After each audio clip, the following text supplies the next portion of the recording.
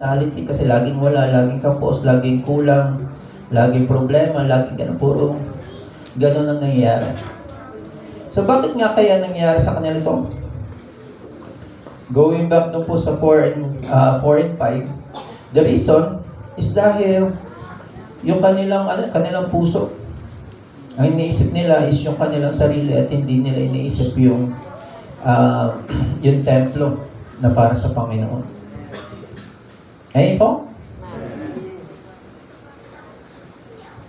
So, ang nasa isipan po nila, gusto nilang i-secure muna yung sarili nila. Iniisip nila na tsaka na yung templo. Kami muna, i-build po na namin yung sarili namin pagka maayos na kami. Sige, tsaka kami magaan sa templo. Parang ganun din po yung maraming mga Kristiyano. Papakayaman muna, tapos sige, pastor, kung ano kailangan nyo, pagka yumaman na ako, akong bahala dyan. Hindi po mangyayari yung ganung bagay. Kasi kung gusto po natin ang pagpapala ng Panginoon, dapat dumipende po tayo sa Panginoon. At hindi yung Diyos ang didepende sa atin. Po? Hindi po yung church ang nakadepende sa member.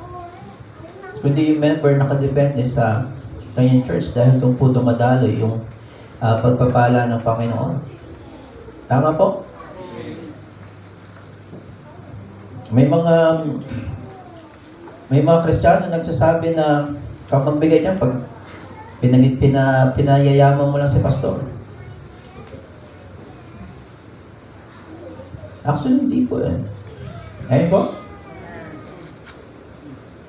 Hindi po tayo nagbibigay para pagyamanin yung pastor. Or para sa anumang mga bagay.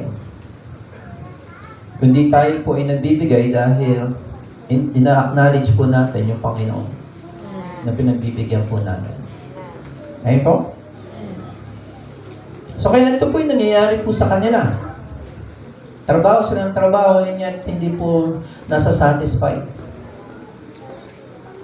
Para lang daw po nilang inilalagay yung kinikita nila, yung sinasahod nila doon po sa bulsa na butas.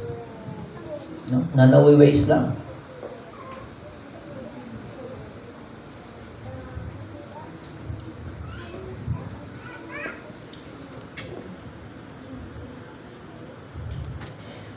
Kaya muli, natanong ng Panginoon sa mga